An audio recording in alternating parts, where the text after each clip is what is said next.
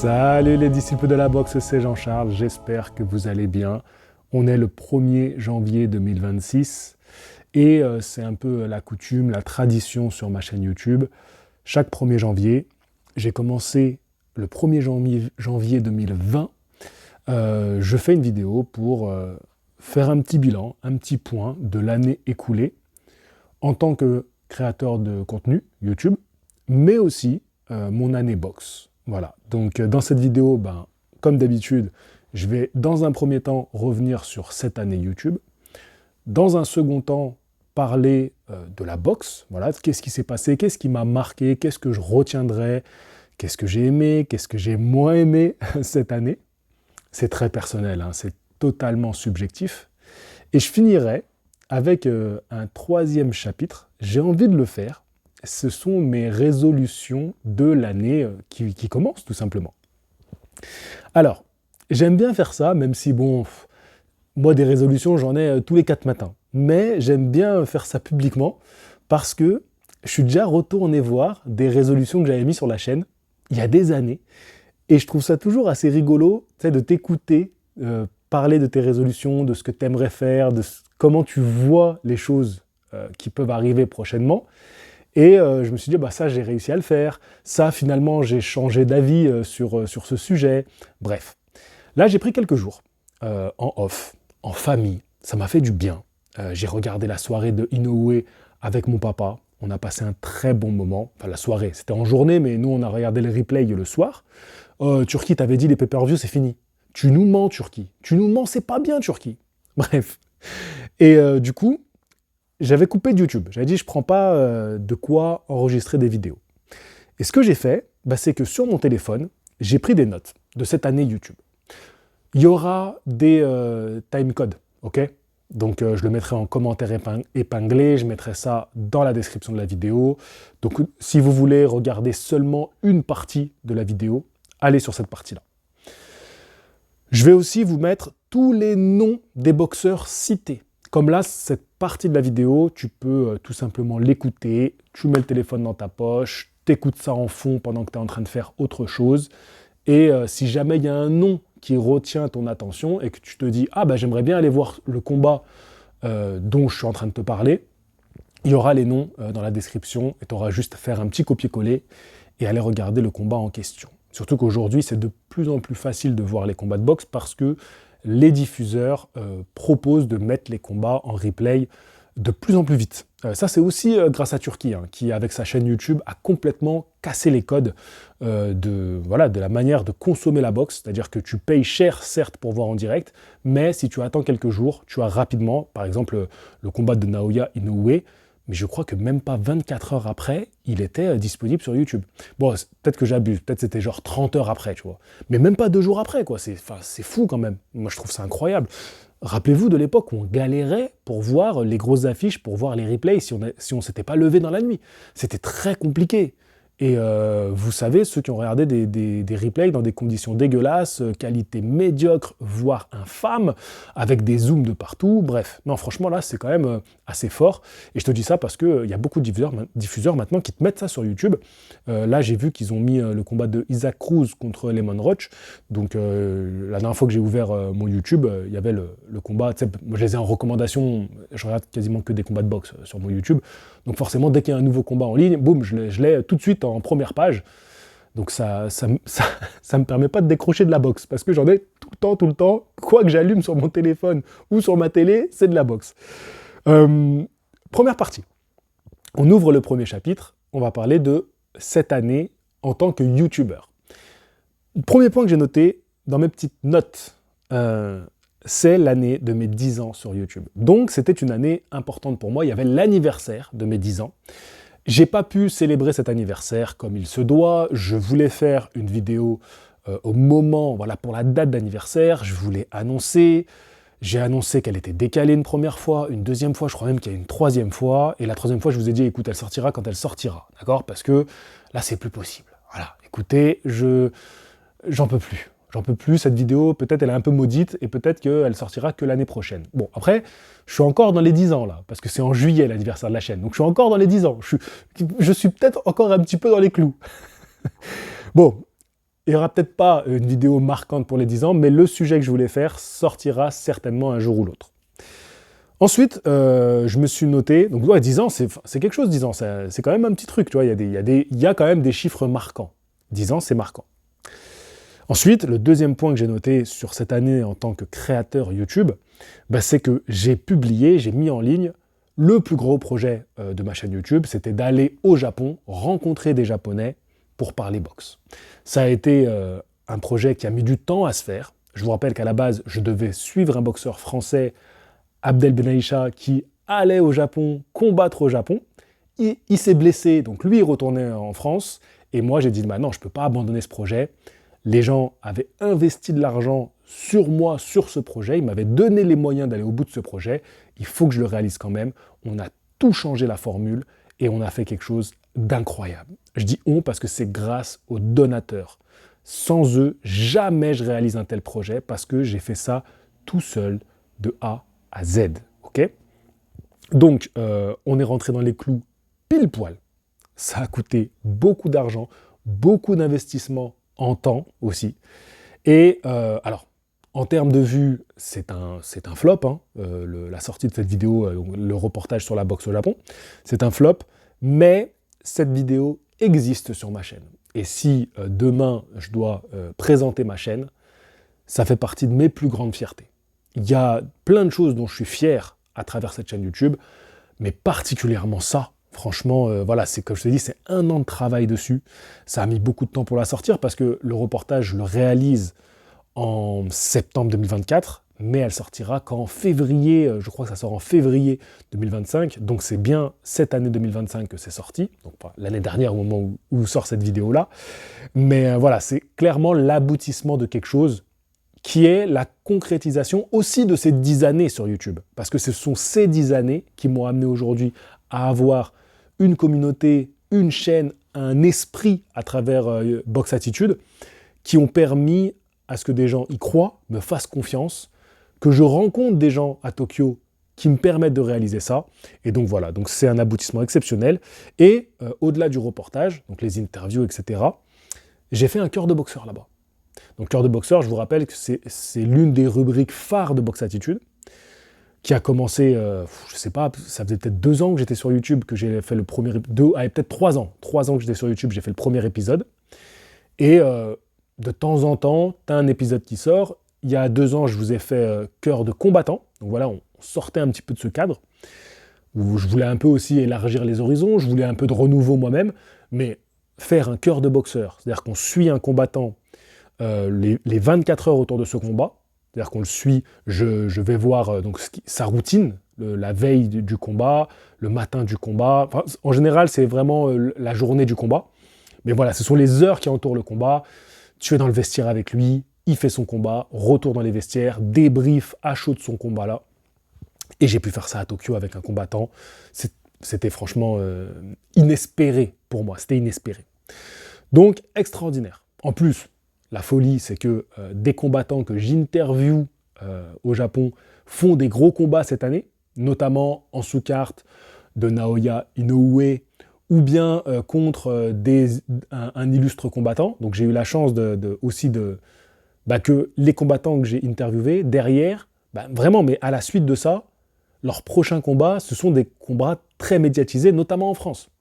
Voilà. D'ailleurs, pour la petite anecdote, il faut savoir que les chaînes qui ont diffusé les combats des boxeurs japonais que j'ai interviewés ont piqué quasiment mot pour mot les interviews que j'ai faites sans me citer, sans jamais me citer à l'antenne.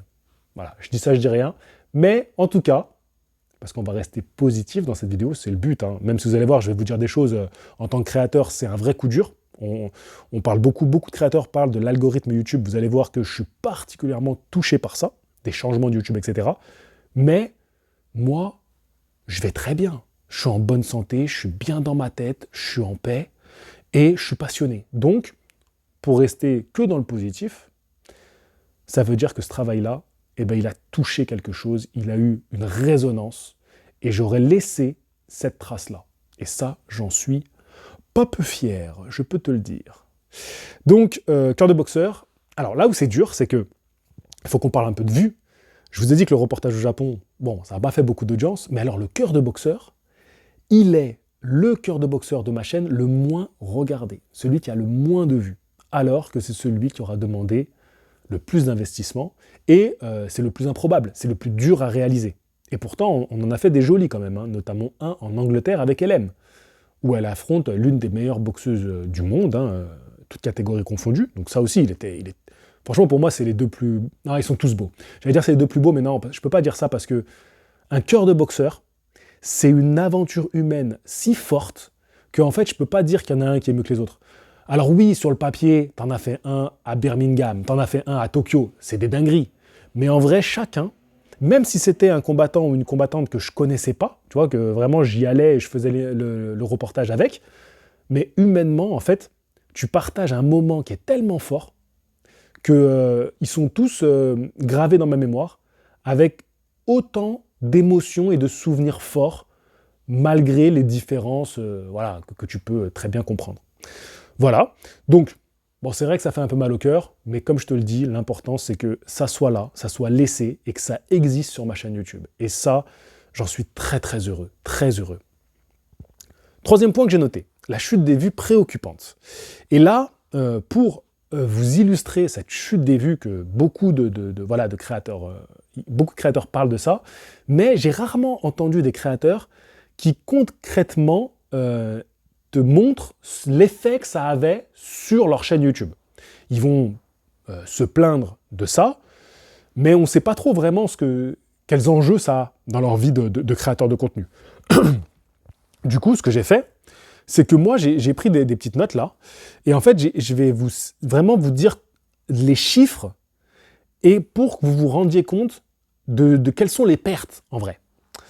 Alors, bon, ça fait 10 ans que je fais des vidéos sur YouTube, il y a des années où j'ai fait plus de vidéos que d'autres, mais je suis quand même assez régulier entre, tu vois... alors, je vais y aller franchement, parce que en fait, sinon ça va être compliqué. Ce que j'ai fait, c'est que j'ai pris les 3 dernières années.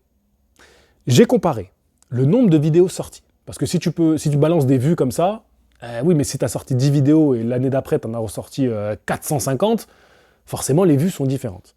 Donc, je vais vous dire le nombre de vidéos, le nombre de vues sur l'année, donc le nombre de vidéos sur l'année, le nombre de vues sur l'année, et les abonnés gagnés sur l'année. Comme ça, on va voir quels sont les effets sur la vie d'un YouTuber, voilà, sur sa création de contenu.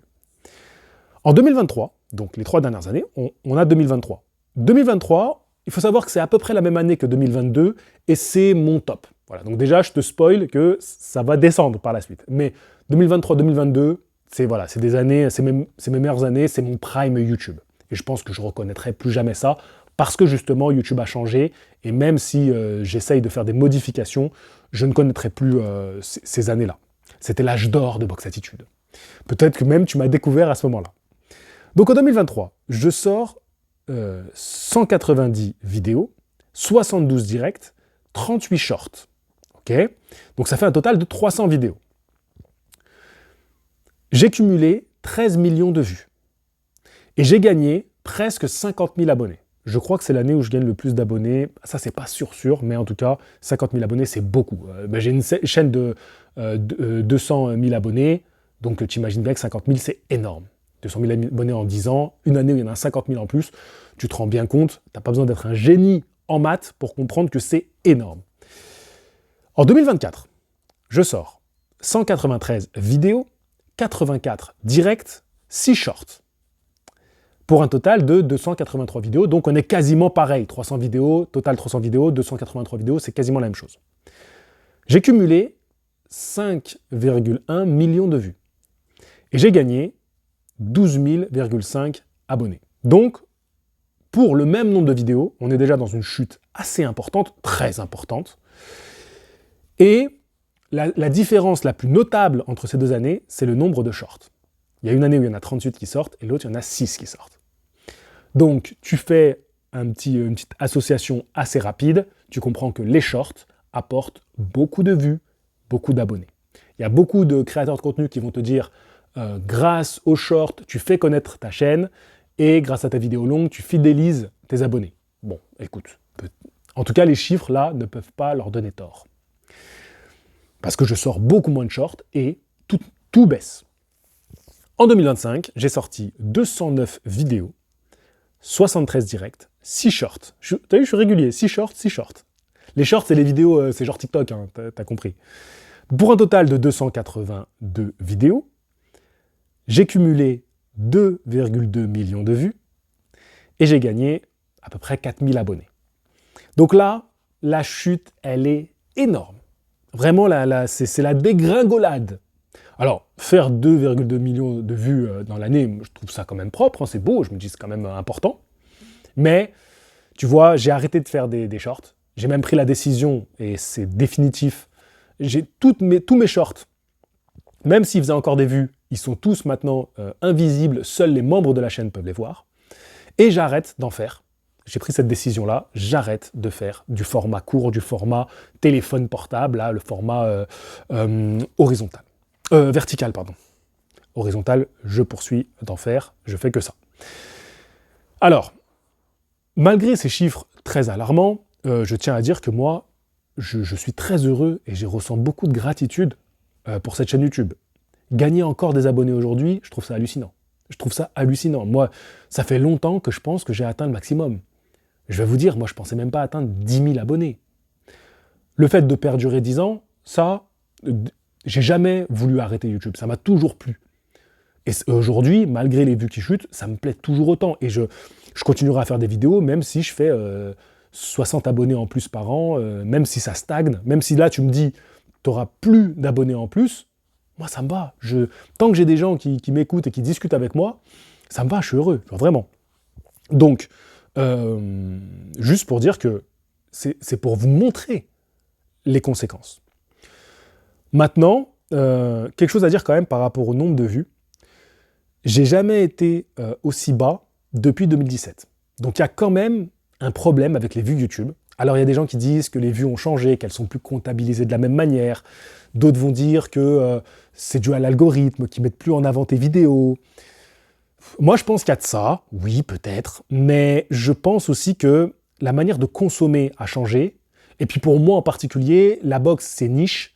Et aujourd'hui, le public qui suivait la boxe à un moment, peut-être qu'ils sont passés vers d'autres sports de combat. Et c'est comme ça, les gens ont le droit d'aller vers un sport, puis un autre, puis changer, peut-être revenir.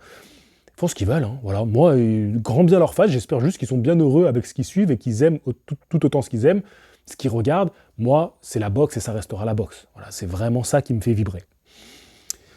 Donc, la chute des vues, elle est préoccupante, mais c'est comme ça, la plateforme, elle évolue, elle change. Et après, il faut choisir. Est-ce que tu veux évoluer et changer toi aussi, t'adapter à la manière de consommer des gens? Moi, j'ai pas envie. Comme je te l'ai dit, j'ai décidé de plus du tout faire de formats courts, là, les formats short, les formats, du coup, vertical et non pas horizontal. Alors, il faut aussi que je me remette en question, moi, par rapport à cette chute des vues. Il y a aussi moi dans ce que je propose. Et je trouve que ma publication de vidéos était assez chaotique cette année. Ça partait dans tous les sens. Je pense que c'était complètement incohérent. Si tu regardais, tu suivais ma chaîne, alors beaucoup de gens consomment YouTube comme ça, hein, c'est-à-dire qu'ils regardent des vidéos quand elles sortent, mais quand même c'était particulièrement chaotique parce que même moi, j'étais complètement désorganisé cette année. Voilà, de par l'année que j'ai passée, mais aussi ça s'est ressenti sur la production YouTube.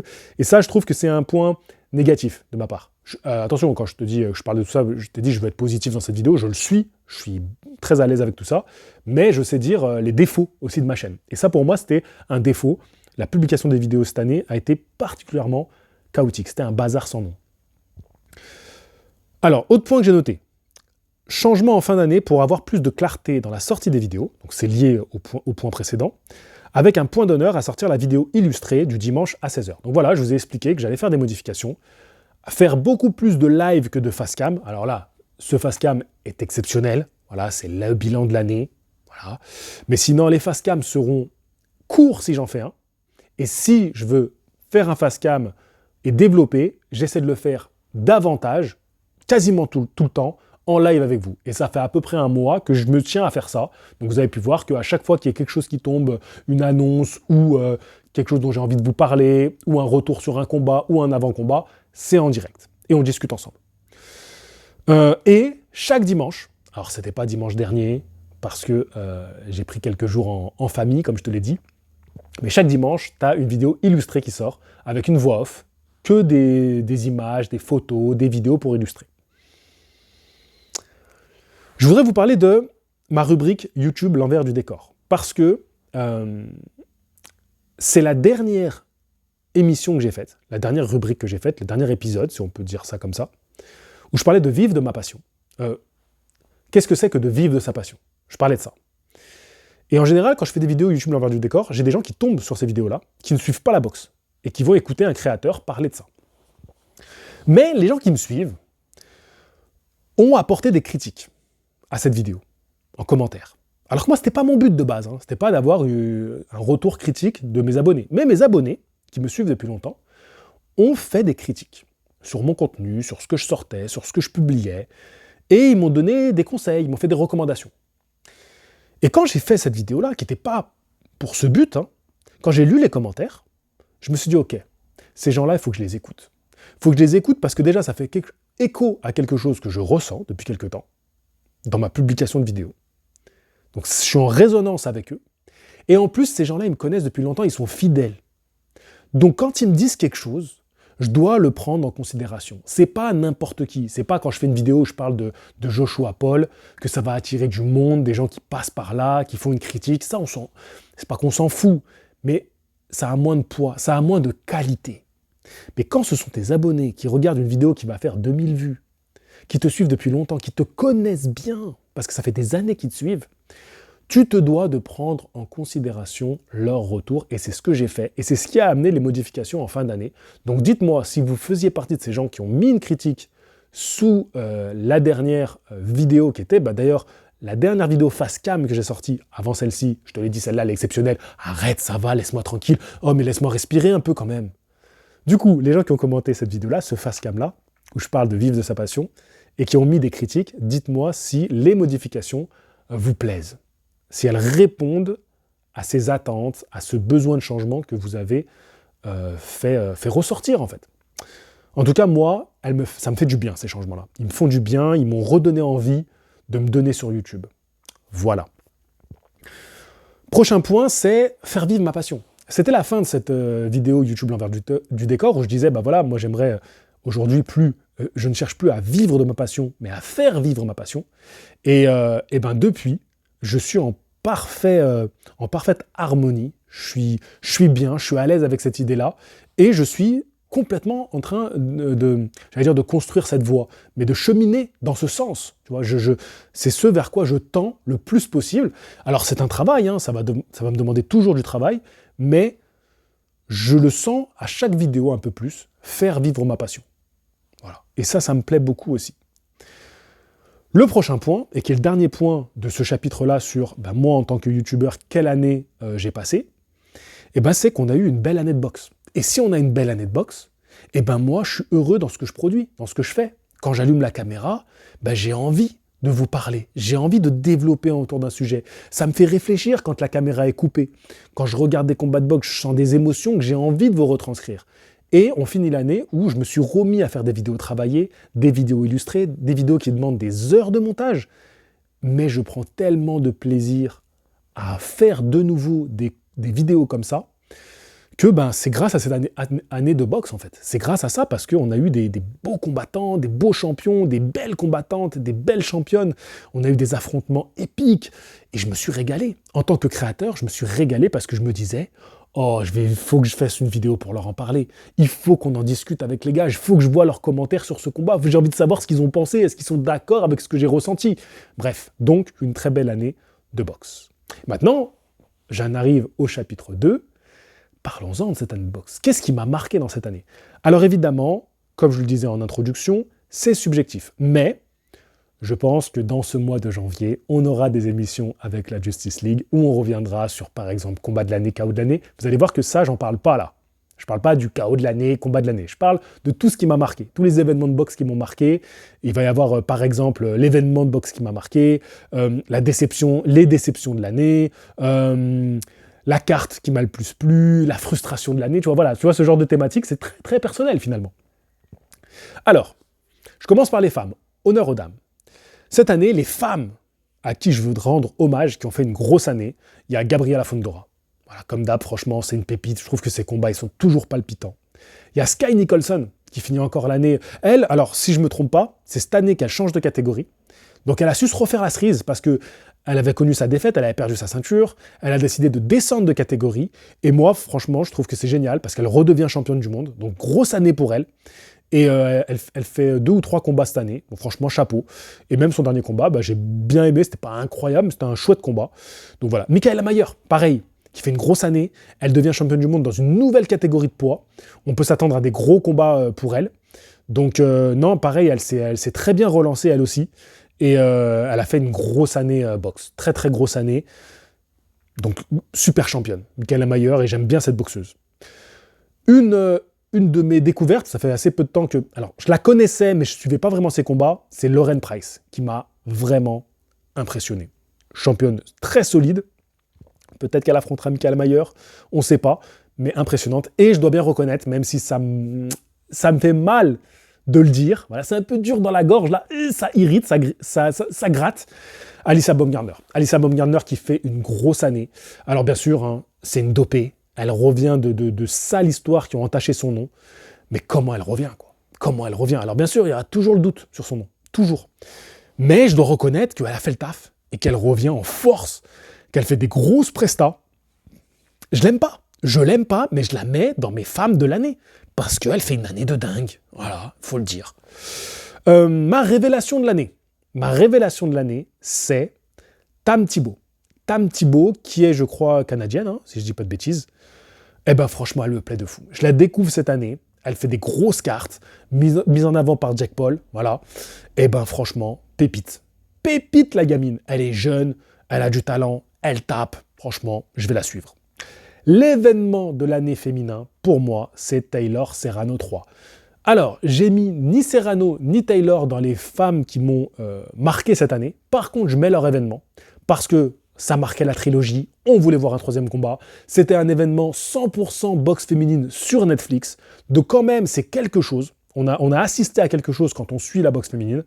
Donc c'était un gros événement, marquant. Mais le combat un peu décevant, oui et non. J'ai trouvé que Taylor, elle a été exceptionnelle. Mais le combat était pas ouf. Parce que Taylor, elle a fait ce qu'elle devait faire pour gagner.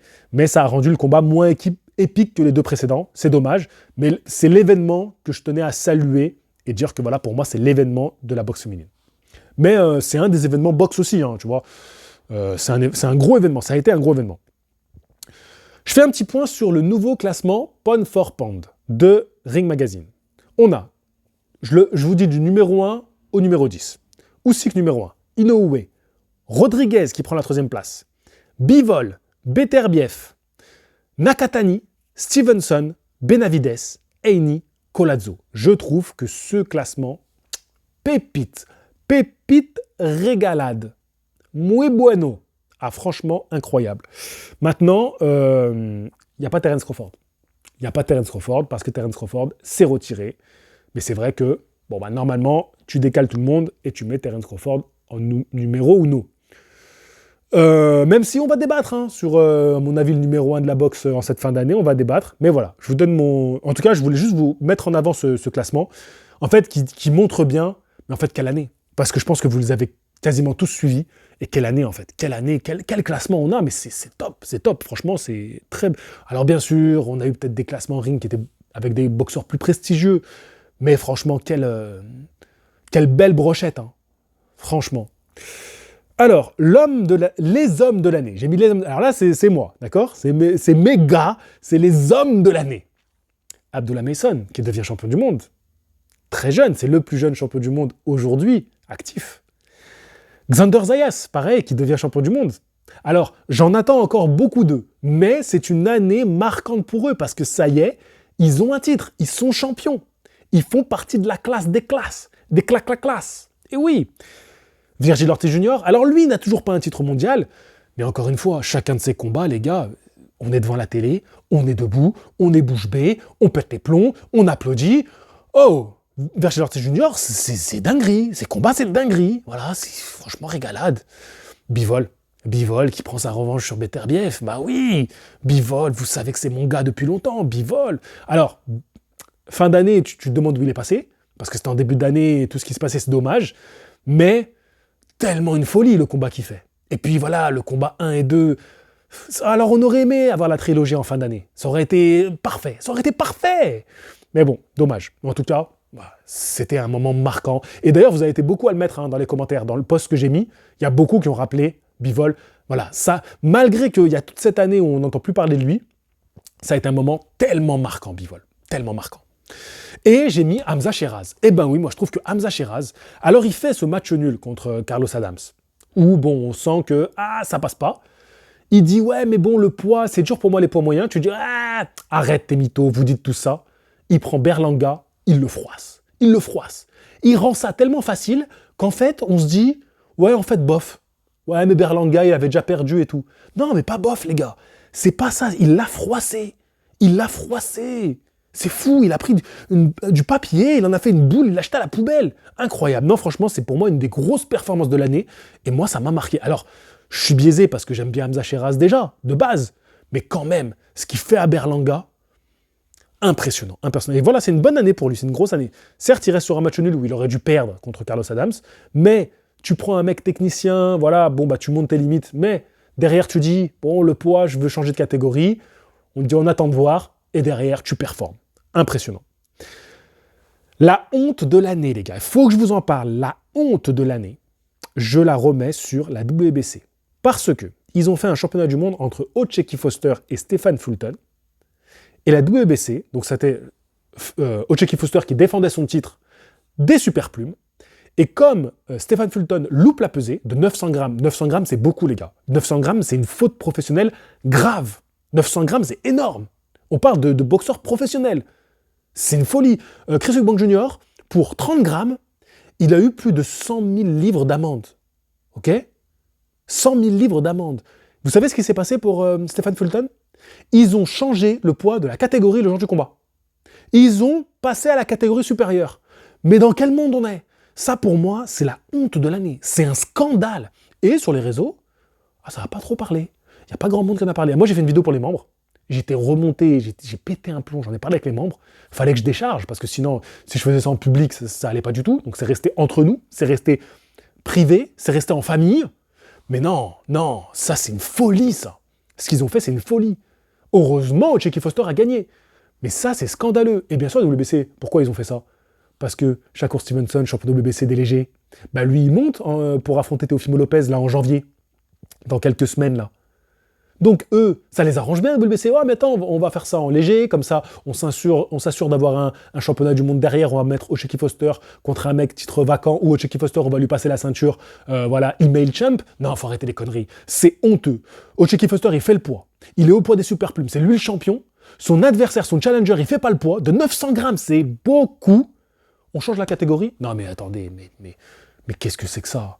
Et le combat, ils l'ont mis sur YouTube. Je vais aller le revoir parce que je l'avais regardé en conditions pourries, là, Zoom et tout. Donc il faut que je me remette en belle qualité. Donc voilà, franchement, j'étais comme un fou et je suis encore comme un fou. C'est scandaleux. Ça, je m'en remets pas de ça. Vraiment. Alors je pense que pour la plupart des gens, ils s'en tapent. Mais pour moi, non, ça se fait pas en fait. Ça se fait pas. On fait pas des choses comme ça. Il y a des catégories de poids, il y a des champions. Déjà, faire le poids, c'est un combat. Il y a des mecs qui sont prêts à mourir pour faire le poids, à crever. Et toi, tu fais pas le poids, on change la caté ? Mais attendez, mais c'est quoi ces fédérations ? Enfin, dans ce compte-là, on fait ce qu'on veut, en fait. On fait vrai. Là, pour moi, le message qu'on envoie, c'est en fait, on fait ce qu'on veut. Et on vous embête, si c'est pour pas être plus vulgaire. Bref. Ensuite, les déceptions de l'année. Donc, je reste un peu dans la thématique énervante. Les déceptions de l'année, j'en ai mis plusieurs. Gervonta Davis.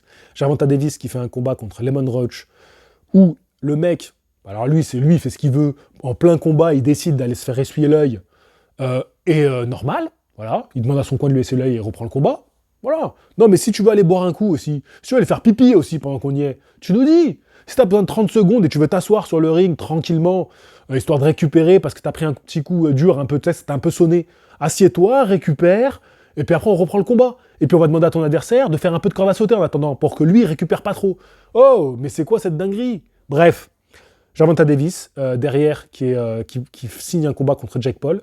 Et alors, comme si ça suffisait pas de faire un combat contre Jake Paul, alors qu'on attendait tous la revanche contre Lemon Roach, parce qu'il fallait que tu laves ton honneur, parce que tu avais fait match nul contre lui, donc il fallait le prendre, tu signes contre Jake Paul, et pour rajouter encore plus à toute cette année de merde, on apprend que tu as encore fait des dingueries dans ta vie privée, et que tu vas avoir un procès, donc le combat contre Jake Paul, il tombe à l'eau.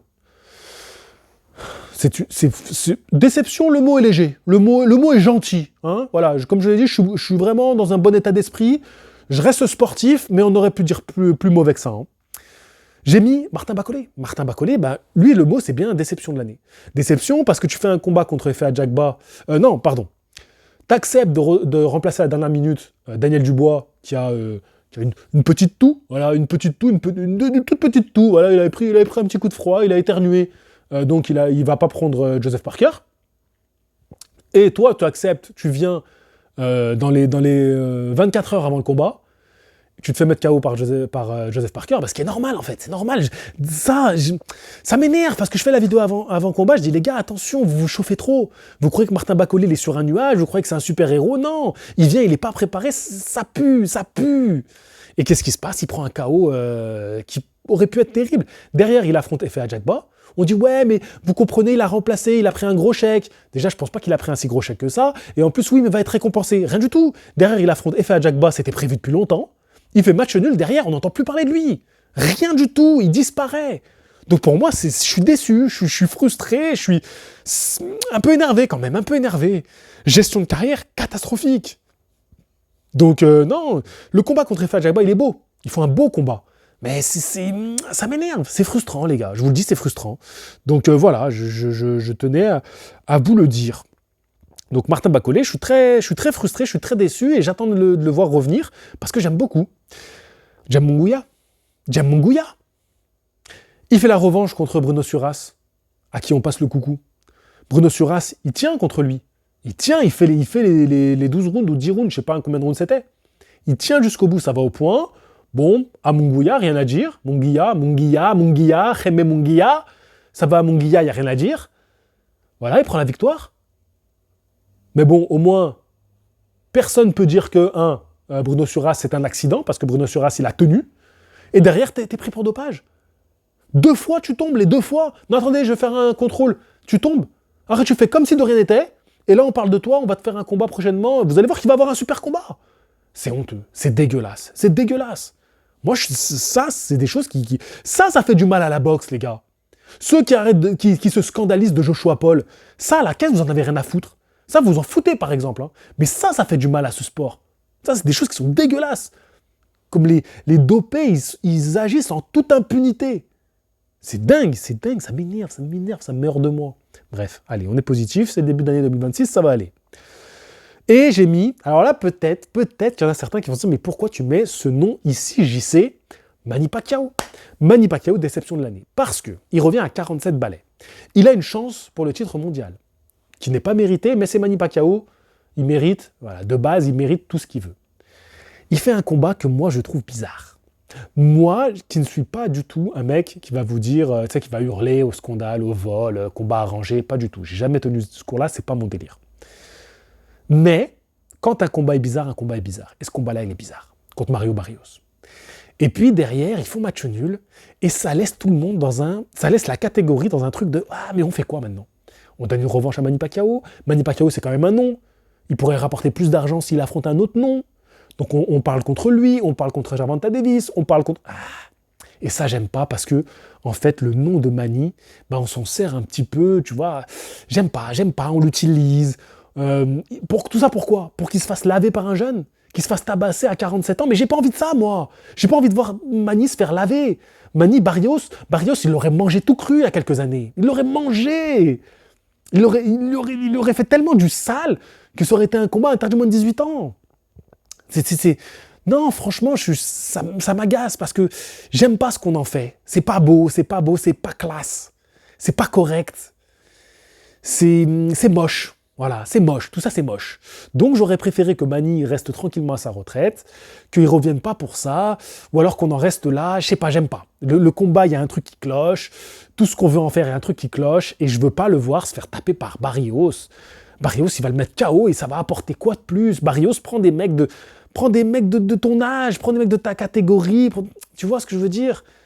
Laissez Manny tranquille, laissez nos légendes tranquilles. Bref, et c'est pour ça que ça fait partie de mes déceptions de l'année, parce que j'aime pas tout ce qui circule autour de son nom. Ça me frustre. Allez, j'espère qu'on repasse dans la prochaine catégorie des choses plus positives. Oui, la prochaine catégorie est plus positive, même si encore une fois, je sais qu'on va me tirer les oreilles, ben, je vais vous parler du retour de Tony Yoka. Pour moi, c'est un retour important. Pourquoi? Je m'explique. En mai, je crois que c'était en mai, il fait son dernier combat avec Canal+. Contre, j'ai noté le nom d'adversaire, Arslan Yaliev. Pardon, Arslan Yaliev, qui fait un gros combat contre Tony Yoka, qui aurait pu repartir avec la décision. C'est pas un vol scandaleux, mais il aurait pu repartir avec la décision. J'ai donné mon pointage, j'ai dit que je l'aurais donné à Arslan Yaliev, c'est vrai. Mais ce que j'ai aimé, c'est que Tony, ce dernier combat avec Canal, c'était compliqué, c'était pas gagné les gars.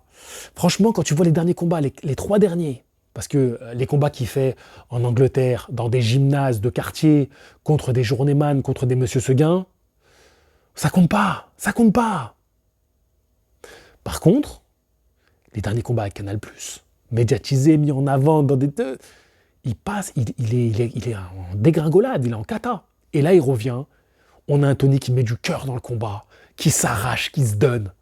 Alors, c'est pas très beau, techniquement, tactiquement, c'est très moyen, même, on peut le dire. Mais, on a kiffé le combat. Franchement, ça, tu sais, quand on le soutient, on avait envie de le soutenir. Là, on a envie de te soutenir. Là, tu t'arraches. Voilà. Donc ça, c'était quelque chose. Et puis, ça nous débarrassait de Canal+. C'est bon, Canal+, on en avait marre. On a tous marre. Voilà, on s'en débarrasse. Enfin, il fait son premier combat avec Queensberry. On l'attendait. On avait peur que ça soit encore dans 3 ans. Parce qu'avec Tony Yoka, tout prend toujours du temps. Et au moins, il finit l'année là-dessus. Alors oui, il prend un Monsieur Seguin. Oui, il prend un adversaire dont on n'attendait rien, à part qu'il se fasse rouster. Mais cet adversaire n'était pas prévu pour Tony, mais pour David Adelai. Arrêtez avec vous dire « Ouais, mais il avance pas. Oui, mais pourquoi il prend lui ?» Oui, c'était pas lui qui était prévu. C'était David Adelai. Et ceux qui me disent que Tony, il est nul, il affronte personne, ils sont persuadés que David Adelai, il bat Tony. Et pourtant, vous n'aurez rien dit, c'était David Adelai qui l'aurait affronté, parce que vous n'auriez même pas entendu parler de ce combat. Mais comme c'est Tony, vous êtes là, mais personne ne parle du contexte. Tout ce qu'on demandait à Tony, c'était de faire son premier combat chez Queensberry, pour au moins ça marque quelque chose, ce qu'il n'a jamais fait avec Top Rank. Il était boxeur Top Rank. Il était sur le site de Top Rank, Tony Yoka, à un moment donné. Moi, j'ai tout archivé dans mes vidéos. Je vous ai toujours montré des preuves, des captures d'écran et tout. Hein. Par contre, après, jamais un combat avec Top Rank. Jamais. Il aurait dû le faire en sous-carte de Shakur, Stevenson, et après, il y a eu le Covid qui est arrivé, ça a été le bordel. Mais il l'a jamais fait. Là, au moins, Queensberry, ça y est, t'y es. T'as mis un pied dedans. On est là. Tout de suite, les commentateurs, bam, ils parlent de toi, t'es sur DAZN, ton combat, il est sur la chaîne de Queensberry relais que t'as gagné par KO. Voilà, c'est ça qu'on attendait. Donc oui, cette année pour Tony Yoka, c'est une vraie renaissance. C'est une vraie renaissance. Il a encore rien gagné. Ok, dans le sens où il n'est pas repris dans les classements, il n'a pas retrouvé sa place d'antan, il est encore 30e mondial, ok. Mais c'est une renaissance. Là, c'est là, tu repars. Il fallait commencer par ça. Il n'allait pas commencer par un championnat du monde et taper Usyk. Dans quel monde vous croyez ça? Mais il fallait se remettre. Il fallait remonter sur le cheval. Il fallait repartir au galop. Il fallait retourner au combat. Et ça fait du bien. Voilà. Et donc ça, moi, je trouve que c'est les moments importants de l'année. Bah, c'est le retour de Tony Yoka. Évidemment. Évidemment, on ne peut pas oublier ça. Et qui est chez Queensberry. Donc, juste un dernier mot. Quand tu te rappelles d'où il part, comment on l'avait enterré, tout le monde l'avait enterré. Tout le monde a pris un malin plaisir à enterrer Tony Yoka. Là, il finit, il fait la une de l'équipe. Aujourd'hui, là, j'enregistre ça On est combien, là? On est le combien, là? Ah, mais dites-moi, on est le combien? On n'est pas le premier. Vous avez regardé ça le premier. Moi, quand j'enregistre, je ne suis pas le premier. Moi, je suis... Demain, c'est le 31. On est le 30, là. Bah là, il fait la une de l'équipe. Je crois que j'ai vu passer ça, là. Il fait la une de l'équipe. Voilà. Alors, il nous fait du Tony. Je veux redevenir champion du monde. Je veux redevenir... Le lapsus, il n'a jamais été champion du monde. Je veux devenir champion du monde. Bon, il nous fait du Tony. Tony, il n'apprend pas de ses erreurs. Non. Et il a la tête dure. Mais je crois qu'il veut aussi pas vous... Tu sais, c'est comme tous les mecs qui veulent le voir KO, sol inerte. Mais en fait, il ne veut pas vous donner ça. Donc, il continuera à dire ce que vous ne voulez pas entendre. Bon, bref. Donc voilà. Et aujourd'hui, tu vois faire la une des Mediabox. tous les médias qui ont relayé sur les réseaux, tout le monde a relayé le KO de Tony Yoka, et ben franchement, il revient de loin. Et surtout les médias étrangers.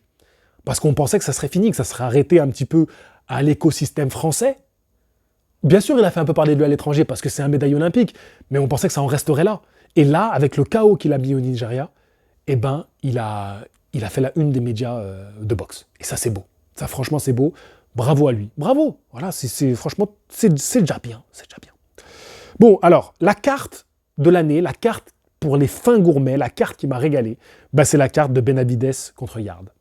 Voilà, Benavides Yard, il y avait 4 championnats du monde, je crois. Abdullah Mason qui devient champion du monde. Bam Rodriguez qui confirme et qui, grâce à cette victoire aussi, prend la 3e place Ring Magazine, qui va chercher une 3e ceinture dans l'année. C'est-à-dire qu'il a commencé l'année avec une ceinture, il va en chercher une 2e, il va en chercher une 3e. Exceptionnel. Franchement, en plus, il fait une masterclass dans le combat. On avait Devin Haney qui fait son retour aussi. Grosse année de Devin Haney. Hein. Franchement, c'est une très très grosse année de Devin Haney qui marque un retour tonitruant avec cette victoire et en devenant champion du monde dans une nouvelle catégorie. On a David Benavides qui traumatise. Mais fermez les yeux des enfants. Dites aux enfants d'aller dans la chambre. Il ne faut pas qu'ils voient ce mec. Ce gars est monstrueux. Benavides, il fait peur. Ils vont faire des cauchemars. Ils vont voir la tête de Benavides qui sourit comme ça. Tu sais, quand il sourit, là, tu sais, quand il met ses gants, là, et qu'il y a son fils qui fait le jeu, il sourit comme ça. Il fait peur, ce mec, il fait peur. Je vous le dis qu'il fait peur, David Benavides. Voilà, non, c'était une grosse carte. Je me suis régalé. On a eu des belles cartes cette année. Mais celle-là, moi c'est ma carte. Je suis encore en train de la digérer, cette carte. Elle était tellement délicieuse. Bref. Alors, je repars sur un truc un peu plus désagréable. La frustration de l'année. C'est vrai que j'aurais pu le mettre dans le lot des trucs négatifs. Bon, ça un petit peu, voilà, ça va un peu dans tous les sens. Ma frustration de l'année, c'est Fury Joshua qui n'arrive pas. Surtout que on a eu Joshua Paul, et en vrai, comme je l'ai toujours répété quand je parlais de ce combat, c'est qu'on s'en fout de Joshua Paul. On s'en fout, on s'en tape de Joshua Paul. Et en fait, on voulait Joshua Fury, donc en plus, ils se servent de ça pour faire monter la sauce sur le combat. C'est un peu moche. Tu sais, c'est un peu moche. En plus, là, avec ce qui arrivait à Joshua, possiblement, on l'aura jamais, ce combat-là. Alors, on ne refait pas l'histoire. Hein. On ne sait pas si le combat il avait eu lieu entre Fury et Joshua. Est-ce que ce qui arrive à Joshua, surtout à ses proches, hein, à ses 2 amis qui sont décédés, paix à leur âme au Nigeria. Voilà, c'est quelque chose de dramatique ça qui arrive. Moi, vous me connaissez, je ne fais pas de sujet là-dessus. Je fais pas de drama. Voilà, je suis pas BFM Box, moi. Je fais pas de drama, d'accord. Et attention. Ce n'est pas un jugement pour ceux qui en font. Il faut de tout pour faire un monde. Il faut bien qu'on sache quand il y a des informations. Je vous dis juste que moi, Jean-Charles, qui a la chaîne Box Attitude, je ne fais pas de drama. Donc arrêtez de m'envoyer des messages, il y a lui qui est mort, il y a lui qui est mort. Paix à son âme, c'est toujours ce que je te répondrai. Paix à son âme. Je ne ferai pas de vue sur la mort de quelqu'un. Voilà, j'ai pas été éduqué comme ça. Voilà. Mais ça n'engage que ma personne. Voilà. Les autres font bien ce qu'ils veulent. Donc, en fait, c'est jamais bon de vouloir pousser comme ça quand il y a un événement qu'on doit faire au moment où on doit le faire. Parce qu'on peut attirer des mauvaises choses comme ça. Alors je dis pas que ça a attiré quoi que ce soit, mais juste, en fait, à la place de Joshua Paul, dans un monde où on suit un peu plus de logique sportive, parce qu'en vrai ce combat-là il est encore intéressant, pour un retour des deux, il y a un enjeu autour de ce combat-là. Aujourd'hui, j'ai pas envie de te prévoir un potentiel combat pour Joshua, parce que j'ai juste envie qu'il se remette de l'accident qu'il a eu, d'avoir perdu des amis. Voilà, c'est quelque chose qui est terrible. Et là, aujourd'hui, pour lui, la boxe est secondaire. Donc, tu vois, et finalement, j'ai bien fait de ne pas faire ma vidéo dimanche dernier. Ouais, c'est ça, dimanche dernier, parce que je voulais faire ma carte de rêve pour 2026, et j'allais mettre Fury Joshua en main event. Là, j'ai plus envie de faire ça. Donc, en fait, c'est pas plus mal que je l'ai pas faite. Alors, j'aurais préféré qu'il arriverait à Joshua. J'aurais préféré faire ma vidéo et limite qu'on annonce que Joshua il va affronter, je sais pas, Elon Musk par exemple, il fait ce qu'il veut, mais qu'il n'y ait pas eu ce drame, bien évidemment. Donc voilà, non franchement, ces choses-là c'est pas bon de repousser, de faire des trucs, parce que voilà, aujourd'hui on a tous l'air bien bêtes. Voilà, si je peux conclure là-dessus, on a tous l'air bien bêtes. Voilà. Et j'ai pas envie de parler de Joshua Fury, parce que voilà, je l'ai mis là. Mais quand je l'ai écrit, moi, il s'était pas passé ce drame. J'avais même pas envie de parler de ce drame-là. J'ai pas envie de parler de ça, moi. C'est des choses... je véhicule quoi, là, comme information, comme truc. C'est pas beau, tu vois. Je vais vous faire passer un bon moment en vidéo et vous voyez de quoi on parle. Bref, C'est pas mon... En tout cas, c'est pas le souhait de ma DA avec cette chaîne. Bref, donc voilà, donc oui, c'est une frustration, et là, ouais, j'ai beaucoup de peine. J'ai beaucoup de peine. Et aujourd'hui, cette affiche, elle est obsolète. Elle est, voilà, elle est complètement obsolète. Bon, bref, donc du coup, j'aurais même pu l'enlever, cette partie-là. Mais bon, je la mets quand même parce qu'au final, ça permet de parler de Joshua Paul, qui fait pas de sens, et on aurait dû avoir Joshua Fury. Maintenant, on refait pas l'histoire, c'est comme ça, on en est là aujourd'hui, et on verra ce qui se passe en 2026.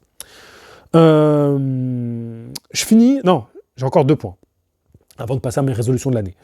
J'ai encore 2 points. Un point que j'ai rajouté assez tardivement, parce que je savais que j'allais faire un live, alors que vous aurez déjà vu, mais moi je vais le faire là, où je parle de la soirée de Inoue. Donc, je vais revenir sur la soirée, je vais parler de tout ça. Mais en fait, ça m'a fait penser à quelque chose. La boxe japonaise cette année, encore plus mise en avant. Et c'est marrant parce que c'est l'année où je fais ce reportage au Japon. Alors ça, j'en ai parlé dans la première partie, si jamais t'es venu directement à la partie boxe. C'est cette année où je fais mon reportage au Japon. Enfin, j'ai fait mon reportage au Japon en fin d'année 2024, mais j'ai l'impression que cette année 2025, la boxe japonaise est reconnue enfin à sa juste valeur. Comme un certain Terence Crawford, qui est reconnu enfin à sa juste valeur. Même s'il a eu quand même l'effet Errol Spence Jr. Bisous à toi, Antenne Box. Bref, les gars, la boxe japonaise, quelle régalade. Alors voilà, je passe à un sujet un peu plus léger qui me fait un peu plus de bien par rapport au sujet précédent. Mais franchement, alors, non, léger, pas si léger, parce que quand même, on a eu pas mal de morts, notamment encore au Japon. Donc ça, c'est assez dramatique. Mais les Japonais, la boxe japonaise, avec Naoya Inoue, avec Raito Tsutsumi. En fait, c'est lui que j'ai noté. J'ai noté Raito Tsutsumi parce que je trouve qu'il est à l'image de cette boxe japonaise. C'est-à-dire que c'est le Japonais qui signe pro directement avec le gros nom de la boxe actuelle, Turki Al-Shir, qui fait tout de suite une carte sur Times Square à New York avec des gros noms, alors qu'il est japonais, et que les Japonais, tu sais, aux États-Unis, c'est Amérique, Amérique, Amérique. Hein. Tu vois, les autres, ils en ont un peu rien à foutre. Lui, il est là, il fait des grosses cartes toute l'année, il fait 4 combats, 4 KO, et il finit l'année, là, avec cette carte à Riyad, qui est une carte spéciale Japon, donc clairement une volonté de mettre les boxeurs japonais à l'honneur. Et lui, il est dans la carte, et il fait une presta. Quelle maturité dans sa boxe. Il est jeune, hein, il a la vingtaine. C'est sa première année pro, et déjà, franchement, ce qu'il montre, il est très talentueux. C'est vraiment de la belle boxe, de la grande boxe. Et pour moi, il incarne parfaitement ce nouveau visage de la boxe et qui est japonais. Cette école de boxe japonaise. Il l'incarne parfaitement. Finalement, il en est le plus bel ambassadeur. Donc je voulais parler de ça. Et enfin, dernier point, je l'ai cité, Terence Crawford. Pour moi, j'ai marqué, voilà, comme point, j'ai marqué l'incontournable de l'année, Terence Crawford. Incontournable, bien sûr, parce que ce qu'il fait contre Canelo, en fait, déjà, ce qu'il fait, sans parler de Canelo, c'est du grand art, c'est rare, c'est rarissime. C'est de monter de 2 catégories et d'aller défier un boxeur qui est dans sa catégorie, qui a tous les avantages de sa catégorie, qui est installé dans cette catégorie, et avec tes armes, tu vas le défier. Et souvent, ça casse. Souvent, les boxeurs qui ont fait ça, c'est pas passé. Et il fait partie des exceptions à cette règle, qui est la règle des catégories, des différences de poids, de taille, une règle, voilà, la loi de la jungle, c'est la loi du plus fort, les gars. Et parfois, tu as des génies qui dérogent à cette règle. Alors, on pouvait anticiper un petit peu cet exploit. J'avais fait plusieurs vidéos pour vous en parler, où j'allais dans les détails, vous expliquant pourquoi j'y croyais, pourquoi il y avait des pistes pour lesquelles on pouvait y croire, mais il n'empêche que ça reste un exploit, ça reste historique, et dans 50 ans, dans 100 ans, quand on analysera la boxe et les différentes générations, les différentes ères, l'exploit de Terence Crawford fera partie des plus grands moments boxe, et on l'a vécu ensemble. On a été des millions à regarder ça, on a été des milliers en France à attendre ce combat-là, et on a partagé ça ensemble. C'était une folie. Donc oui, c'est l'incontournable de l'année, et on peut difficilement ne pas mettre la palme d'or, voilà, à Terence Crawford cette année. On en parlera, je pense qu'on fera une émission avec les gars, on débattra pour savoir si tout le monde est d'accord là-dessus.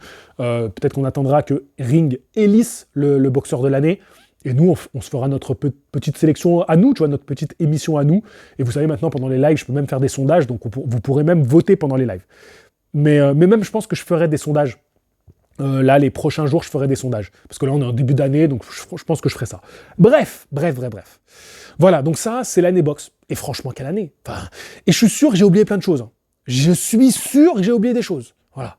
Mais quelle année. Même, voilà, Moïse Sitaouma, il fait encore une super année. Enfin, il y a plein de choses qu'on pourrait dire. Il y a plein de boxeurs. Mais bon, je pouvais pas faire une vidéo de... Là, déjà, je suis presque à 1 heure. Elle est beaucoup trop longue, la vidéo, les gars. Donc voilà, il faut aussi passer à mes résolutions pour pas faire une vidéo trop longue. Bon, je vais passer à mes résolutions de l'année. Donc, mes résolutions de l'année. Alors, j'ai essayé de faire des choses où ça n'engage que moi. C'est-à-dire que je suis pas dépendant de quelqu'un ou de quelque chose d'autre pour la faire. C'est-à-dire que si je la loupe à la fin de l'année, ce sera de ma faute. Je pourrais peut-être que j'aurais des excuses, mais au moins, quand je me suis engagé devant vous, il n'y a que moi qui suis responsable. Voilà. Donc, le premier, j'y arrive pas, hein, mais c'est les abdos de Chris Brock Jr. Alors, j'y arrive pas, oui et non. Ceux qui ont suivi mes podcasts, il y en a un où je monte des images, c'est l'avant-dernier, je crois, où je monte des images, et franchement, j'étais bien. J'étais redevenu sec, alors pas sec de fou, mais j'avais bien perdu les abdos visibles, une belle musculature et tout, bien. Tu vois. Mais le problème, c'est qu'après ça, il y a eu un relâchement et dégringolade jusqu'à la fin de l'année. Et là, j'ai même pas envie de savoir. Je vais savoir, et au moment où sortira cette vidéo, il y aura déjà un nouveau podcast, Les abdos de Chris Brock Jr., qui sera sorti, parce que demain, là, je le sais, je vais le faire demain, je vais me peser et je vais direct dans la foulée enregistrer un podcast et dire qu'est-ce qui s'est passé, où j'en suis. C'est comme ça, c'est dur. Je vais avoir 37 ans, hein. Dans quelques jours, je vais avoir 37 ans.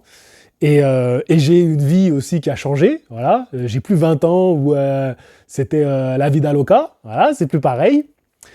Mais je veux montrer que c'est pas des excuses. C'est pas des excuses, c'est des prétextes. Voilà. Donc, je vais y arriver malgré tout.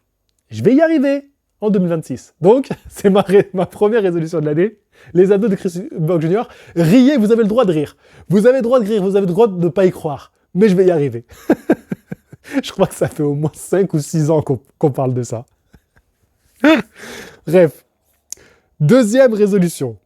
Créer mon site internet. J'en ai parlé brièvement dans quelques émissions par-ci par-là. Et ça, alors j'espérais le faire avant la fin de l'année. Ça a été compliqué avec le changement sur YouTube, un peu dans quoi je me suis engagé. J'avais d'autres choses à gérer qui pour moi étaient prioritaires. Mais en 2026, je crée mon site internet où dedans, je vais vous donner un petit peu des nouvelles, de la chaîne YouTube, des événements box. Je donnerai aussi la possibilité à mes collègues qui sont parfois avec moi dans l'émission La Justice League. Je leur permettrai aussi d'écrire des articles. Voilà, s'il y a des choses qui les inspirent. Donc voilà, ça va être un site box, mais à la cool, en fait, à l'image de ma chaîne, à l'image de moi, de ma personnalité. Voilà. Donc, je vais créer mon site internet. En 2026, je souhaite retourner à Cuba. Le dernier voyage était en été 2024. Avant ça, j'y étais allé 2 fois en 2021 et j'espère faire mon 4e voyage à Cuba et faire un camp d'entraînement là-bas, voilà aussi, pour retrouver les abdos de Chris Brock Jr. C'est bien de me dire, vas-y, pourquoi pas les avoir avant d'y aller, comme ça je suis en pleine forme quand j'y vais. Et normalement, je devrais y aller en août. Donc, s'il y en a qui veulent y aller en août, n'hésitez pas à réserver vos places parce qu'il y a de fortes chances qu'on passe ce camp ensemble. Et franchement, c'est des choses super de passer un camp avec des abonnés et tout. C'est grave bon délire. Donc, voilà. 4e point. Faire un nouveau cœur de boxeur. Alors, c'est le seul point qui finalement n'engage pas que moi. Parce que il faut financièrement arriver à le faire. C'est pas toujours simple. Il faut trouver la personne avec qui on le fait, et il ne faut pas que ça tombe à l'eau. Ça, c'est tous des facteurs que, malheureusement, je ne peux pas tout contrôler. Donc, mais j'aimerais bien le faire. Alors, si ce n'est pas un cœur de boxeur, pourquoi pas un cœur de combattant? Et même, j'ai pensé à un cœur d'entraîneur, à plus cibler mon reportage sur l'entraîneur, et le suivre, le moment du combat, tout ça, suivre un peu ses ressentis, ses émotions et tout. Donc voilà, mais en tout cas, vous avez compris l'esprit, c'est refaire un reportage comme ça, parce que j'aimerais bien qu'il y en ait quand même un chaque année qui sorte. 5e point. Là, j'ai peut-être été un petit peu ambitieux. Peut-être un petit peu ambitieux, mais vas-y, on finit cette vidéo avec quelque chose d'un petit peu ambitieux. Je voudrais faire 3 vidéos, le boxeur le plus du monde. En préparant cette vidéo, je me suis rendu compte que j'ai pas fait de vidéo le plus quelque chose du monde depuis 2 ans. Le dernier, c'était le boxeur le plus merveilleux du monde, c'était Pernell Whitaker. C'était il y a 2 ans. Cette année 2025, il n'y en a pas eu. Je dis cette année parce qu'on n'est pas encore vraiment passé en 2026, t'as compris, donc je suis encore dans 2025. Donc j'en ai pas fait, et c'est dommage, parce que je me régale à les faire. Alors, ça demande un investissement perso balèze, parce qu'il faut aller prendre du temps de recherche, etc. etc. Alors, peut-être qu'ils ne seront pas aussi aboutis et travaillés que les précédents, mais cette formule, je ne veux pas qu'elle se perde. C'est dommage de ne pas en avoir eu depuis si longtemps. C'est trop 2 ans. J'aurais pas dû vous laisser sans ça pendant 2 ans, donc déjà, je m'en excuse. Et même moi, je me dis, j'ai envie d'en refaire. Donc là, je me suis dit 3. Mais je crois que j'ai abusé. Parce qu'en fait, je me dis déjà, gars, fais-en un. Ça fait 2 ans qu'on n'a pas fait, déjà fais-en un. Et moi, je dis non, je vais en faire 3. Donc, si j'arrive à en faire 3, c'est cool. Mais voilà, refaire des histoires de boxeurs, parce qu'en vrai, c'est des histoires de boxeurs. Parfois, histoire de boxeur, j'appelle pas le boxeur le plus du monde, parce que, par exemple, je crois que la dernière vidéo histoire de boxeur que je fais, et c'est peut-être l'année dernière d'ailleurs, donc en fait, ça fait pas si longtemps que j'ai pas fait des vidéos travaillées sur un boxeur, c'est sur Sanchez, Salvador Sanchez, c'est un boxeur que je trouve exceptionnel. Et je l'avais pas appelé le boxeur le plus du monde. J'avais réfléchi, mais ça collait pas bien à ce boxeur. Et j'avais dit ce boxeur qui est mort champion du monde ou un truc comme ça, tu vois. Parce que quand il est mort, il était encore champion, il était jeune, tu vois, il aurait pu encore avoir des belles années devant lui. Ça me donne envie d'aller me remater des combats de Salvador Sanchez. Et ça, c'était l'année dernière. Donc en fait, non, j'ai pas autant abusé que ça. J'ai quand même fait des vidéos histoire de boxeur, mais je trouve qu'il y en a pas assez. Et je me dis, 3 par an, ça devrait être la norme. Je devrais faire 3 vidéos comme ça par an. Ça me laisse un trimestre à chaque fois pour la préparer. Il faudrait juste que, en fait, au lieu de me dire, par exemple, sur 1 mois, je bosse comme un fou, je devrais me laisser plus de temps et bosser tranquillement. Mais c'est compliqué de s'organiser pour ce genre de format. Mais voilà, donc ça, c'est ma dernière résolution. J'espère que je vais y arriver. J'espère. Je vais me donner pour y arriver, les gars. Envoyez-moi de la force. Voilà. Levez vos mains au ciel, faites un Genkidama. Envoyez-moi votre énergie spirituelle. Je vais y arriver, je vais pas lâcher. Ou sinon, dites-moi en commentaire, oh, les abdos, le boxeur le plus du monde. Bouge-toi, JC. Réveille-toi, là. Tu crois qu'on est abonné pourquoi? Tu crois qu'on paye pas notre abonnement pourquoi, nous? D'accord? C'est gratuit, mais on a des exigences. T'es box attitude ou t'es pas box attitude? Alors tu te bouges. Et si j'aime me parler comme ça, je vous bloque. Bah oui, attendez. Il y a que ma maman qui peut me parler comme ça, d'accord? C'est tout, c'est tout. Sinon, vous, non. Non, mais en tout cas, c'est ce que je me suis dit à moi-même. Je me suis dit, vas-y, gars, t'es pas correct, là. Il faut que tu fasses un boxeur le plus du monde. C'est sympa comme format. Tu sais, c'est toujours bon délire. En général, vous accrochez bien. J'essaie de vous faire découvrir un peu des choses sur un boxeur. J'essaie de prendre toujours un angle un petit peu intéressant. Vas-y, tu vois, même moi, ça me manque. Moi, ça me manque. Donc, je me dis, allez, j'y sais. Donc, voilà. J'en reviens à ce que je vous disais un petit peu en début de vidéo. C'est que, aussi, cette envie-là, arrivée en fin d'année, enfin, du coup, en début d'année, parce qu'on est le 1er janvier, mais cette envie-là, qui a commencé à se concrétiser en fin d'année, c'est grâce à vous. C'est grâce à vous parce que vous m'avez mis des beaux commentaires et vous m'avez donné envie de changer des choses et de m'y remettre. Donc merci. Voilà, je vais finir tout simplement par merci. Encore une fois, moi je suis très heureux de ce qu'on a sur cette chaîne. Vraiment. C'est quoi même, vous abonnez plus en fait. On n'a plus de place. Non, je rigole. Venez. Moi, en fait, plus il y a du monde qui vient, plus je me dis, c'est cool. On parle de boxe à plus en plus de monde. C'est extraordinaire. Et merci de rester. Merci de participer, merci de laisser des commentaires. Voilà, c'est important, laissez des commentaires, les gars. C'est le plus important. Les likes et tout ça, c'est très cool. Bien sûr. Les repartages, c'est génial. Mais le premier truc, c'est de commenter.